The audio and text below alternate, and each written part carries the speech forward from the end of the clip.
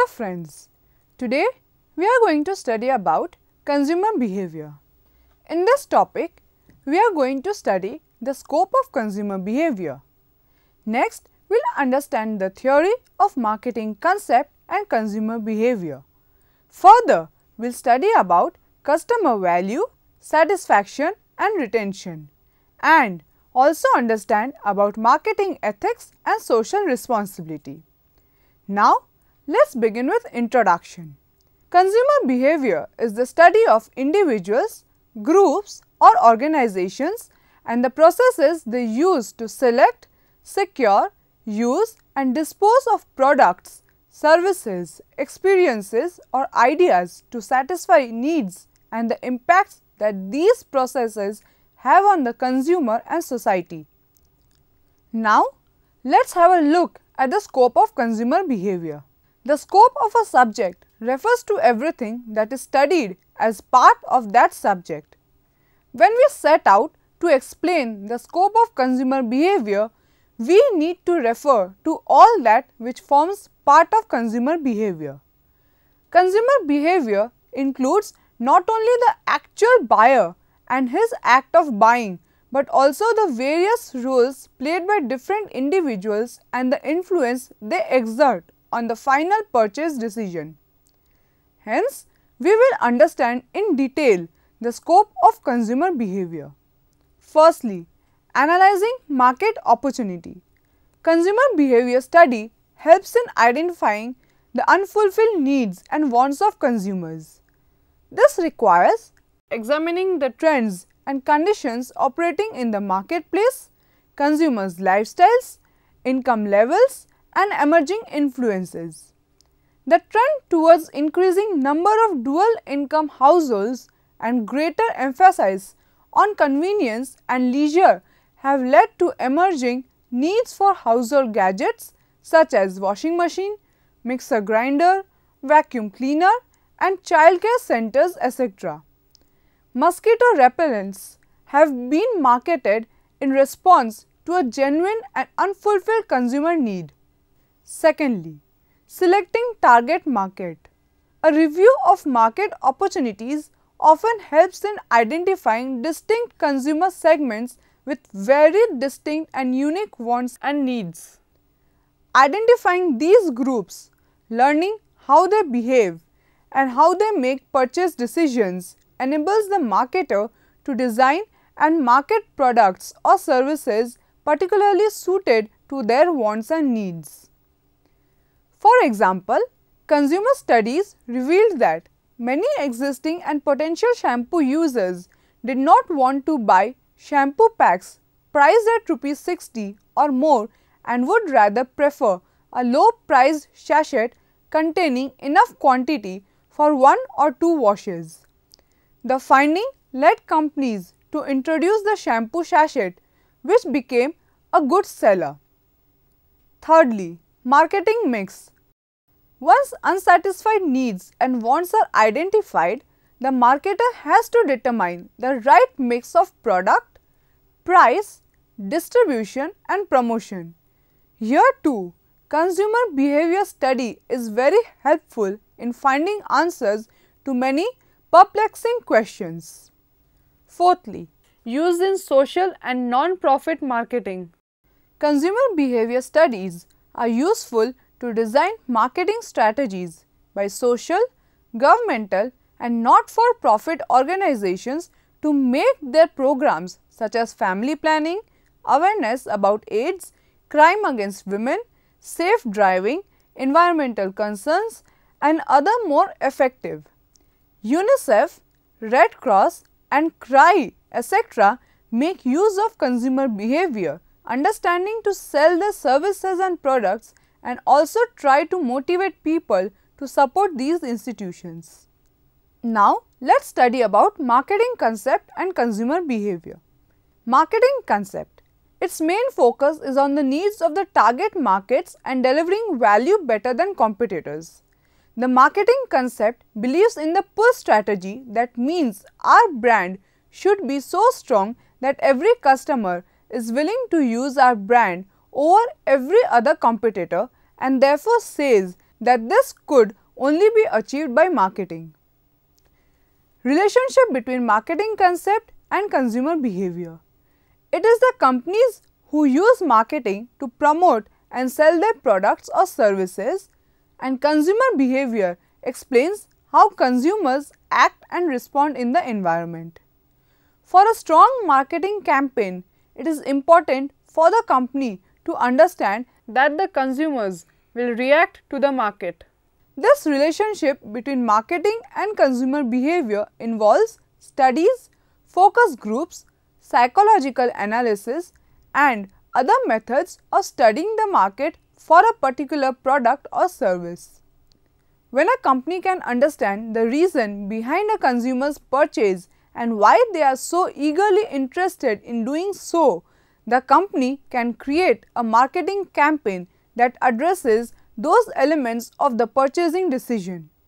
The key for successful marketing is to understand the values of a specific consumer group. That's where focus groups, studies, and psychology are made to understand.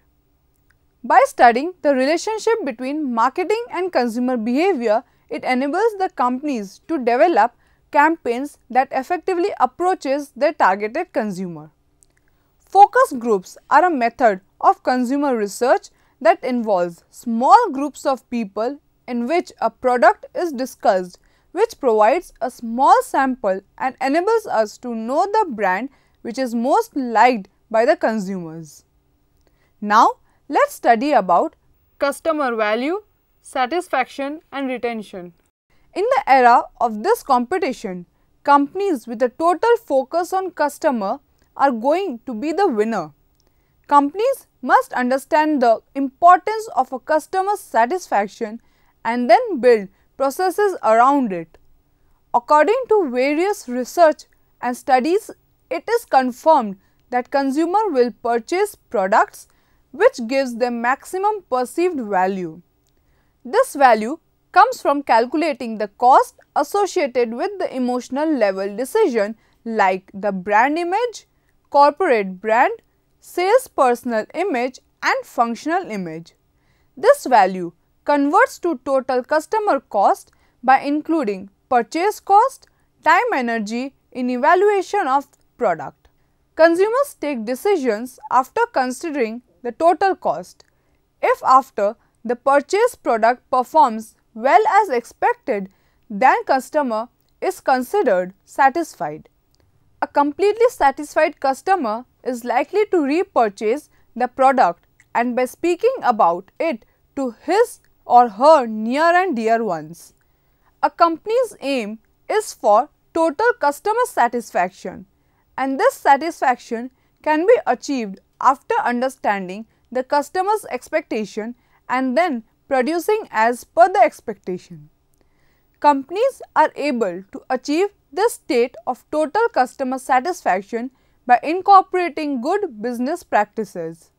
These practices are constructed around stakeholders, business processes, resources and organizations. Companies' stakeholders consist of employees, suppliers, distributors and customers. Earlier focus has always only been on shareholders, but now stakeholders need to be satisfied for shareholders' profit. Companies need to define boundaries of relation with stakeholders as to get maximum value for every participant. To ensure maximum value, companies need to develop business processes which understand and fulfill customers' expectation. Companies through creating and delivering value can develop total customer satisfaction. A company itself is considered as a value chain consisting of primary and secondary activities. Primary activities consist of inbound materials, operations, delivering finished products, sales or marketing and servicing clients. Secondary activities consist of functional departments like technology department, procurement department, human resource and finance department. This value created is delivered to customer through the distribution channel under the principle of supply chain management. Customers in current era are much more conscious and aware of their need and wants, making them a difficult lot to please. Companies run marketing campaigns highlighting points of similarity and difference with competitors' products. The art is at retaining the customer and creating long-term relation with them. Companies usually suffer from churning effect where customers do not make the repurchase. Companies need to work hard in identifying reasons behind this churning. Once reasons are identified, we need to separate them on the basis of manageable and non-manageable issues and then work hard at eliminating manageable issues. Companies are in business to make the profit. Therefore, profitable customers are to be identified. Profitable customers provide a revenue stream more than the expense stream on retaining them, and this revenue stream should be higher for a company to have a competitive advantage. Now, let's study about marketing ethics and social responsibility. Ethical responsibilities and constraints. Businesses and people face some constraints on what can ethically be done to make money or to pursue other goals. Fraud and deception inhibit the efficient functioning of the economy. There are also behaviors that, even if they are not strictly illegal in a given jurisdiction, cannot be undertaken with a good conscience. There are a number of areas where an individual must consider his or her conscience to decide if a venture is acceptable. Some paycheck advance loan operators charge very high interest rates on small loans made in anticipation of a consumer's next paycheck. Depending on state laws, effective interest rates may exceed 20% per month. In some cases, borrowers put up their automobiles as security, with many losing their only source of transportation through default. Although some consider this practice unconscionable, others assert that such loans may be the only way that a family can obtain cash to fill an immediate need. Because of costs of administration are high, these costs, when spread over a small amount, will amount to a large percentage.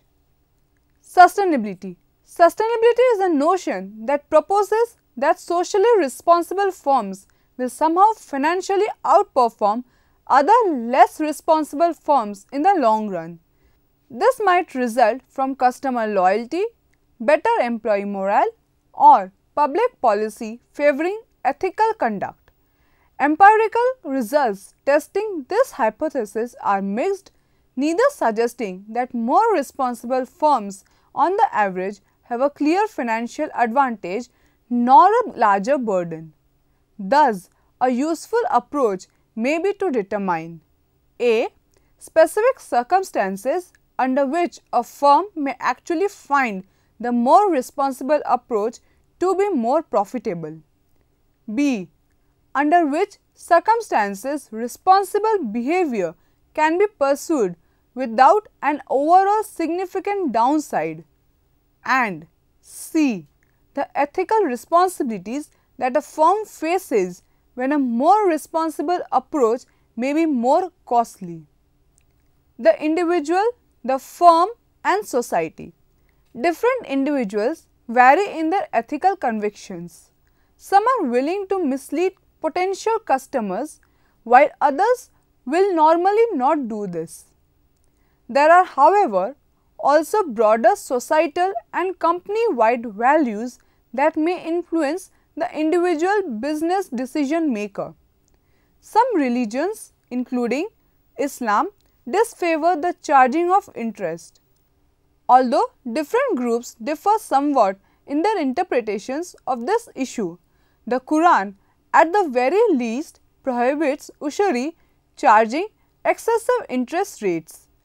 There is some disagreement as to whether more modest, fair interest rates are acceptable.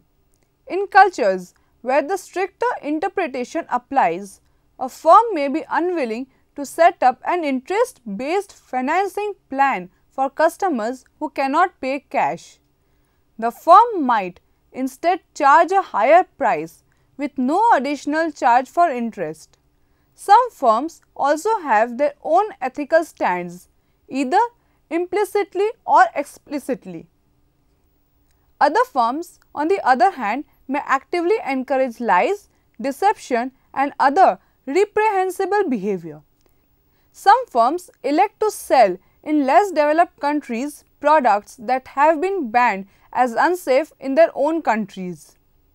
Win-win marketing. In some cases, it may actually be profitable for companies to do good deeds. This may be the case, for example, when a firm receives a large amount of favorable publicity for its contribution, resulting in customer goodwill and an enhanced brand value. Now, let's study about sponsored fundraising. It has been observed that non-profit organizations often spend a large proportion of the money they take on fundraising. This is problematic both because of the inefficiency of the process and the loss of potential proceeds that result, and because potential donors who learn about or suspect high fundraising expenses may be less likely to donate. This is an especially critical issue now that information on fundraising overhead for different organizations is readily available on the internet. An alternative approach to fundraising that does not currently appear to be much in use is the idea of sponsored fundraising. The idea here is that some firm might volunteer to send out fundraising appeals on behalf of the organization. For example, Microsoft might volunteer to send out letters asking people to donate to the American Red Cross. This may be a very cost-effective method of promotion for the firm, since the sponsor would benefit from both the positive publicity for its involvement and from the greater attention that would likely be given a fundraising appeal for a group of special interest than would be given to an ordinary advertisement or direct mail piece advertising the sponsor in a traditional way. Now, let's study about commercial comedy. Another win-win deal potential between industry and non-profit groups involves the idea of commercial comedy. Many non-profit groups are interested in finding low-cost, high-quality entertainment for fundraising events. After all, money spent on buying entertainment reduces the net proceeds available for the organization's program. Firms, on the other hand, have difficulty getting current and potential customers to give attention to advertising in traditional media. If firms were able to create some high quality entertainment involving their mascots, for example, the Energizer Bunny, the Pillsbury Doughboy and the AFLSC Duck, the audience at the fundraising event would give attention for an extended period of time. So friends, let us summarize what we studied in today's session. In today's session, we studied about consumer behavior. It is the study of individuals, groups or organizations and the processes they use to select, secure, use and dispose of products, services, experiences or ideas to satisfy needs and the impacts that these processes have on the consumer and society. Next was marketing mix. Once unsatisfied needs and wants are identified, the marketer has to determine the right mix of product, price, distribution and promotion. Finally, what we studied was win-win marketing. In some cases, it may actually be profitable for companies to do good deeds.